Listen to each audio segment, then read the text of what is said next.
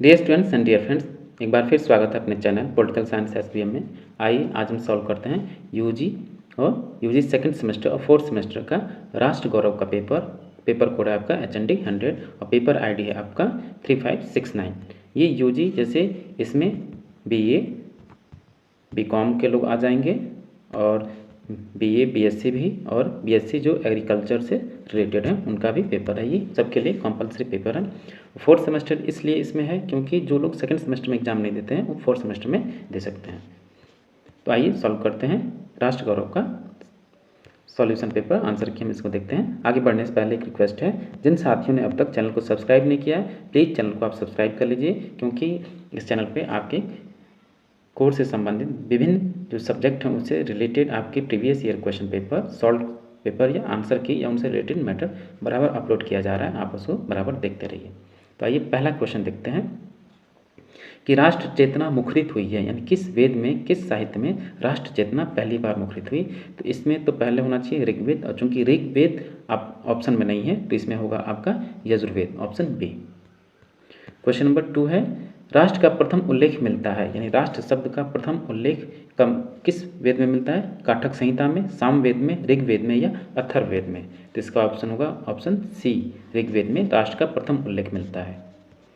Question number 3 है, राष्ट्र का यूरोपीय समानार्थी शब्द है, नहीं राष्ट्र का यूरोपीय समानार्थी शब्द किसका है। नेशन, नेशनलिटी, नेशनलिज्म या कंट्री। तो राष्ट्र का यूरोपीय समानार्थी शब्द आपका नेशन है, ऑप्शन ए सही होगा।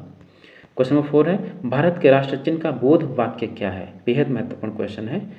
सत्यवद या सत्यमेव जयते, धर्मचार या ज्ञान मुक्ति। तो भारत के राष्ट्रीय चिन्ह का बोध वाक्य आपका सत्यमेव जयते है, ऑप्शन बी सही होगा। क्वेश्चन नंबर 5 है, प्राचीन भारतीय गणराज्य में महाजनपदों की कुल संख्या कितनी थी। तो प्राचीन भारतीय गणराज्य में महाजनपदों की कुल संख्या 16 थी, ऑप्शन सी सही होगा 16। क्वेश्चन नंबर 6 है, वैदिक कालीन जीवन में आश्रमों की संख्या है 4, 5, 8 या 16। तो वैदिक कालीन जीवन में आश्रमों की कुल संख्या 4 है। ब्रह्मचर्य आश्रम, गृहस्थ आश्रम, वानप्रस्थ आश्रम और संन्यास आश्रम। क्वेश्चन नंबर 7 है, राजतंत्र का क्या अर्थ है। राजतंत्र का क्या अर्थ है, ऑप्शन देखिए, राजा का शासन, प्रजा की स्वतंत्रता, प्रजा का शासन या उपयुक्त में से कोई नहीं। तो राजतंत्र का शासन है कि राजा का शासन, हम उसको राजतंत्र बोलते हैं जिसमें राजा द्वारा शासन किया जाता है, ऑप्शन ए सही होगा, राजा का शासन। क्वेश्चन नंबर 8, भारतीय मान्यता के अनुसार कलाओं की संख्या कितनी है। 20, 40, 64 या 68। भारतीय मान्यता के अनुसार कुल कलाओं की संख्या 64 है, ऑप्शन सी। क्वेश्चन नंबर 9, गणतंत्र दिवस मनाते हैं। तो आप सभी को पता है कि गणतंत्र दिवस प्रत्येक वर्ष 26 जनवरी को मनाया जाता है, क्योंकि इसी दिन आपके देश में संविधान को लागू किया गया और आप उस दिन से गणतंत्र हुए, ऑप्शन बी सही होगा। क्वेश्चन नंबर 10, राष्ट्र चित्ती को प्रतिपादित करते हैं, यानी राष्ट्रीय चित्ती यानी राष्ट्रवाद को प्रतिपादित करते हैं कौन कौन लोग हैं। दीनदयाल भी हैं इसमें, सुभाष चंद्र बोस भी हैं और भगत सिंह भी हैं, ऑप्शन डी होगा उपयुक्त सभी। क्वेश्चन नंबर 11, राष्ट्र गौरव में दिखाई नहीं पड़ता है। तो राष्ट्र गौरव में आपको क्या नहीं दिखाई देता है। तो राष्ट्र प्रेम दिखाई देता है, राष्ट्रभक्ति दिखाई देती है और राष्ट्रीय चेतना के स्वर दिखाई देते हैं, परंतु इससे आतंकवाद नहीं दिखाई देता, ऑप्शन सी सही होगा, आतंकवाद। क्वेश्चन नंबर 12 है, आधुनिक राष्ट्र के घटक कौन है। तो आप सभी को पता है कि राज्य के 4 तत्व हैं, भूभाग, क्षेत्र, जनसंख्या, सरकार और अंतिम संप्रभुता। तो इसमें आपका उपयुक्त सभी सही होगा, क्षेत्र भी शामिल होगा, जनसंख्या भी होगा, संप्रभुता और चौथा होता है आपका सरकार। तो इसलिए इसका आंसर ऑप्शन डी सही होगा, उपयुक्त सभी। क्वेश्चन नंबर 13 है, पृथ्वी सूक्त अंग है, यानी पृथ्वी सूक्त किस वेद का अंग है। ऋग्वेद, सामवेद का, अथर्ववेद का या उपयुक्त सभी का। तो पृथ्वी सूक्त आपका अथर्ववेद का अंग है, ऑप्शन सी सही होगा। क्वेश्चन नंबर 14, भावात्मक राष्ट्र की अवधारणा है, यानी भावात्मक राष्ट्र की अवधारणा क्या है। संस्कृति है, ये आपका संस्कृति जो ये इमोशनल है, भावनात्मक है, ये दिखाई नहीं देता, इसलिए आपसे पूछा है भावात्मक इमोशनल जो नेशनलिज्म है उसका क्या अवधारणा, संस्कृति, ऑप्शन सी सही होगा, संस्कृति। क्वेश्चन नंबर 15, राष्ट्रीयता है, राष्ट्रभाव, राष्ट्रद्रोह, राष्ट्र निंदा या प्रयुक्त सभी। तो राष्ट्रीयता आपकी राष्ट्रभाव है, ये राष्ट्रीयता की नेशन इमोशन बोलते हैं। ऑप्शन ए सही होगा, राष्ट्रभाव। फीलिंग्स होती है राष्ट्रीयता, नेशनलिटी आपकी नेशनलिटी फीलिंग से रिलेटेड है। क्वेश्चन नंबर 16, भारत राष्ट्र है अखंड, खंड, विच्छिन्न या प्रयुक्त सभी। तो कोई राष्ट्र तभी होगा जब वो अखंड होगा, ऑप्शन ए सही होगा, अखंड। क्वेश्चन नंबर 17, विश्व के स्वामी को क्या कहते हैं? ग्रामणी, विश्वपति, गणपति या प्रयुक्त सभी। ग्राम के मालिक के स्वामी को ग्रामणी कहते हैं, गण के मालिक को गणपति कहते हैं और विश्व के स्वामी को हम विश्वपति कहते हैं। ऑप्शन बी सही होगा। क्वेश्चन नंबर 18, ज्ञान कांड है उपनिषद, रामायण, महाभारत या किरात। तो ज्ञान कांड आपके उपनिषद हैं, ऑप्शन ए सही होगा। नेक्स्ट क्वेश्चन है क्वेश्चन नंबर 19, भारतीय गणितज्ञ के जनक कौन है? आर्यभट्ट, मुकुल भट्ट, बाणभट्ट या देवभट्ट। भारतीय गणित के जनक आपके आर्यभट्ट हैं, ऑप्शन ए सही होगा। क्वेश्चन नंबर 20, लीलावती के रचनाकार हैं भास्कराचार्य, आर्यभट्ट, वामन या दंडी। तो लीलावती के रचनाकार आपके भास्कराचार्य हैं, ऑप्शन ए सही होगा, भास्कराचार्य। क्वेश्चन नंबर 21, संगीत युक्त वेद है, कौन सा संगीत युक्त वेद है? ऋग्वेद, सामवेद, अथर्ववेद या यजुर्वेद। तो संगीत युक्त वेद आपका सामवेद है। ये कई आपके इंपॉर्टेंट क्वेश्चन हैं जो कि आप कल मॉडल पेपर आपने जिन साथी ने मॉडल पेपर देखा होगा या प्रीवियस ईयर क्वेश्चन पेपर देखे होंगे उनमें से अधिकतर क्वेश्चन रिपीट हुआ है। जैसे एक क्वेश्चन है, तो हमने बताया था कि स से संगीत, स से सामवेद, तो इसलिए संगीत का जो संगीत से रिलेटेड वेद है आपका सामवेद है। क्वेश्चन नंबर 22, इंडिया के लेखक कौन है? इंडिका जो पुस्तक है, कौन है इसके लेखक? तो आप सभी को पता है कि इंडिका के लेखक आपके मेगास्थनीज हैं, ऑप्शन बी सही होगा, मेगास्थनीज। क्वेश्चन नंबर 23, गीत गोविंद कृति है, यानी गीत गोविंद किसने लिखा है? ये क्वेश्चन भी आपका रिपीटेड है। तो गीत गोविंद रचना जो है जयदेव की है।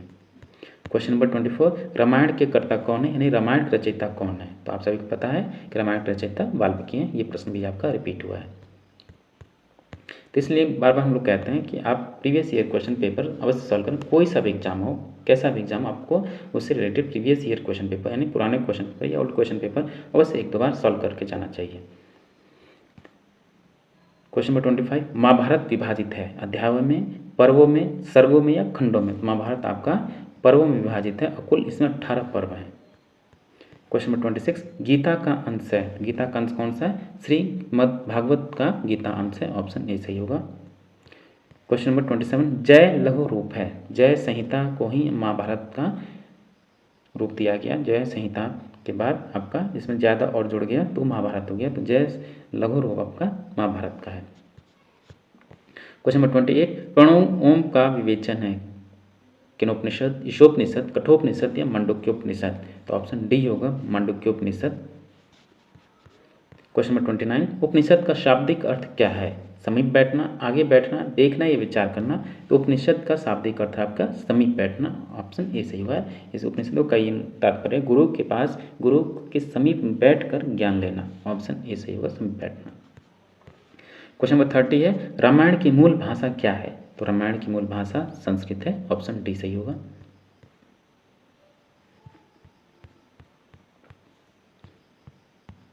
क्वेश्चन नंबर 31, सॉरी,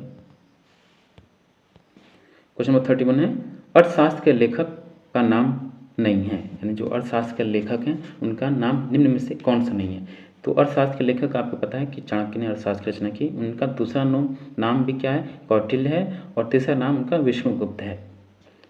मूल नाम तो उनका विष्णुगुप्त है, क्योंकि उन चाणक्य इनके पिता थे, इस वजह से इनका नाम चाणक्य पड़ा, और ये बहुत ही ज़्यादा कुटिल थे, इसलिए इनको कौटिल्य कहा गया। तो इसलिए इसका आंसर है आपका विष्णुपद। इनमें अर्थशास्त्र के लेखक चाणक्य, विष्णुगुप्त का नाम विष्णुपद नहीं मिलता है, ऑप्शन डी सही होगा।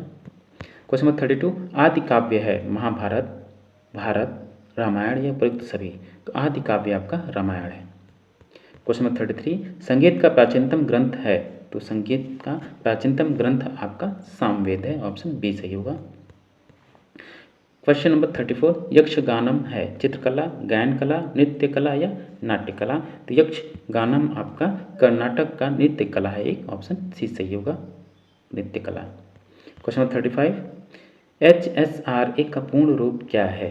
तो HSRA का पूर्ण रूप, जिसकी स्थापना भगत सिंह ने किया था, तो HSRA का पूरा नाम है, फुल फॉर्म है हिंदुस्तान सोशलिस्ट रिवोल्यूशनरी एसोसिएशन, यानी हिंदुस्तान समाजवादी रिवोल्यूशनरी एसोसिएशन है। ऑप्शन ये सही होगा। क्वेश्चन नंबर 36, भारत छोड़ो आंदोलन शुरू हुआ था, यानी भारत छोड़ो आंदोलन कब शुरू हुआ था? तो आप सभी को पता है कि भारत छोड़ो आंदोलन 1942 में हुआ था। ऑप्शन ए सही होगा।